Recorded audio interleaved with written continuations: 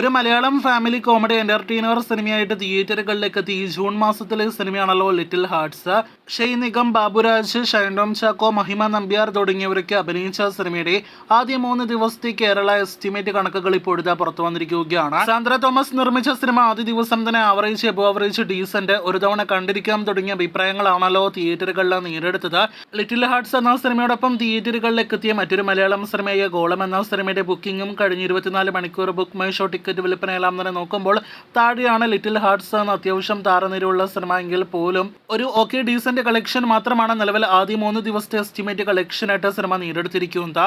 ഇന്നും 20 ലക്ഷത്തിന് മുകളിൽ കേരളത്തിൽ കളക്ഷൻ പ്രതീക്ഷിക്കുന്ന സിനിമ ആദ്യ 3 ദിവസങ്ങൾ കൊണ്ട് 50 ലക്ഷം 60 ലക്ഷം റേഞ്ചിൽ കേരള കളക്ഷൻ നേടിയെടുക്കുമെന്നാണ് പ്രതീക്ഷിക്കുന്നത്. സിനിമയ്ക്കുള്ളിലെ കണ്ടന്റ് കൊണ്ട് സമീപകാലത്ത് തിയേറ്ററുകളിലേക്ക് എത്തിയ മറ്റു പല സിനിമകളുടെ ഇതുപോലെ തന്നെ ചിത്രത്തിന് വിദേശ രാജ്യങ്ങളിലെ ഗൾഫ് രാജ്യങ്ങളിലെല്ലാം തന്നെ ബാനാണ് കിട്ടിയിരിക്കുന്നത്. അതുകൊണ്ട് തന്നെ വേൾഡ് വൈഡ് കളക്ഷനായിട്ട് ഒരു വമ്പൻ കളക്ഷൻ പ്രതീക്ഷിക്കുന്നില്ല. 3-5 കോടി റേഞ്ചിലാണ് സിനിമയ്ക്ക് ബഡ്ജറ്റ് കണക്കാക്കുന്നത്. ബാബുരാജിന്റെ ഹ്യൂമർ രംഗങ്ങൾക്കെല്ലാം തന്നെ വളരെ മികച്ച അഭിപ്രായങ്ങൾ ലഭ്യമായ ലിറ്റിൽ ഹാർട്സ് എന്ന സിനിമ കേരളത്തിൽ 1 കോടി രൂപയ്ക്ക് മുകളിൽ കളക്ഷൻ കടക്കുമെന്ന് പ്രതീക്ഷിക്കുന്നു. കാത്തിരിക്കൂ നാളെ മുതലുള്ള കളക്ഷൻ റിപ്പോർട്ട് അറിയാനായിട്ട്.